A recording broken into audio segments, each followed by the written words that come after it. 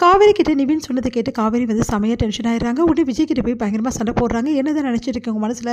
என் வாழ்க்கை எப்படி போனால் உங்களுக்கு என்ன வந்தது? 11 மாதத்தில் நான் தான் உங்களை விட்டு போகிறேன்ல, நான் கண்டிப்பாக போயிடுவேன், நீங்கள் கவலைப்படாதீங்க. அதுக்காக நிவின் கிட்ட போய் இப்படிலாம் பேசுவீங்களா நீங்கள்? 11 மாதத்துக்கு அப்புறம் நான் எப்படி பண்ணுவேன், நான் அதை டிசைட் பண்ணோம், அது நீங்கள் பண்ணக்கூடாதுன்னு சொல்லிட்டு செமையாக சண்டை போடுறாங்க. விஜய் வந்து என்ன சொல்கிறதுன்னு தெரியாமல், சரி விடு, நான் ஏதோ தெரியாமல் சொல்லிட்டேன்றாரு. இங்கே பாருங்கள், இதுக்கப்புறம் நீங்கள் யார்கிட்டையும் இந்த விஷயத்தை பற்றி சொல்லவே கூடாது. 11 மாதம் வரைக்கும் நீங்கள் வாயை திறக்கக்கூடாது, புரியுதா? 11 மாதம் கழிச்சு எதுவாக இருந்தாலும் நான் பார்த்துக்கிறேன், என் வாழ்க்கையை பற்றி நான் பார்த்துக்கிறேன் அப்படின்ற மாதிரி சொல்கிறாங்க. சரி ஓகே அப்படின்னு சொல்லிட்டு விஜய் வந்து சாரி கேட்குறாரு. அடுத்து வந்து விஜய் வந்து காவேரி கிட்ட இந்த மாதிரி ஒரு முக்கியமான இடத்துக்கு போகிறோம் அப்படின்னு சொல்லிட்டு சொல்கிறாரு. அதை கேட்டு காவேரி ரொம்ப எக்ஸைட் ஆகிறாங்க. எங்கே போகிறோம் அப்படின்னா அவங்க ஆஃபீஸ் கூட்டின்னு போகிறாரு. இது வரைக்கும் உங்கள் ஆஃபீஸ்க்கு என்னை கூட்டின்னு போனதே இல்லை அப்படின்னோடனே வந்து பாரு அப்படின்னு சொல்லிட்டு எல்லா இடமும் பார்க்குறாரு.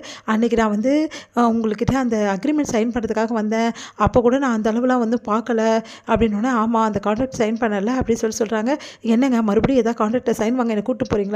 அதெல்லாம் ஒன்றும் கிடையாது அப்படின்னு சொல்லிட்டு பேப்பர் கொடுக்குறாரு. என்ன பேப்பருங்க அப்படின்னோடனே, அப்பாயின்மெண்ட் ஆர்டர் தான், இந்த கம்பெனியில் ஜாயின் பண்ணிக்கலாம் அப்படின்னு சொல்லிட்டு கொடுக்குறாரு.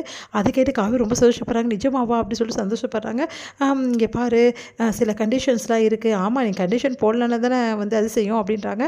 அதுக்கப்புறம் வந்து நிறைய கண்டிஷன் சொல்கிறாரு. இந்த மாதிரி வந்து இங்கே நீ எம்ப்ளாயி தான், இங்கே என்ன சேலரியோ அதான், எல்லாருக்கும் என்ன சேலரியோ அதான் உனக்கு ஃபிக்ஸ் பண்ணியிருப்போம், எக்ஸ்ட்ரா சலுகையெல்லாம் எதிர்பார்க்கக்கூடாது.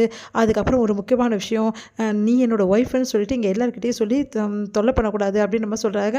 சரி ஓகே, நான் அதெல்லாம் பண்ணவே மாட்டேன், நான் தான் உங்களுக்கு கான்ட்ராக்ட் ஒய்ஃப் தானே, அதையும் சொல்லக்கூடாது புரியுதா அப்படின்றாரு. சரின்றாங்க. இருக்கிறவங்ககிட்டலாம் வந்து கூட்டின்னு போயிட்டு காட்டி வந்து எல்லாருக்கும் அறிமுகப்படுத்தி வைக்கிறாரு. இந்த மாதிரி வேலை ஒர்க் பண்ண போகிறாங்கன்னு சொல்லிட்டு உடனே எல்லோரும் சரி ஓகே மேடம் அப்படின்னு சொல்லிட்டு எல்லாருமே வந்து கங்க்ராட்ஸ் பண்ணுறாங்க. அடுத்து வந்து இது எல்லாத்தையுமே வந்து விஜயோட சித்தப்பா வந்து கேள்விப்படுறாரு. செம்மையாக டென்ஷன் ஆகிறாரு.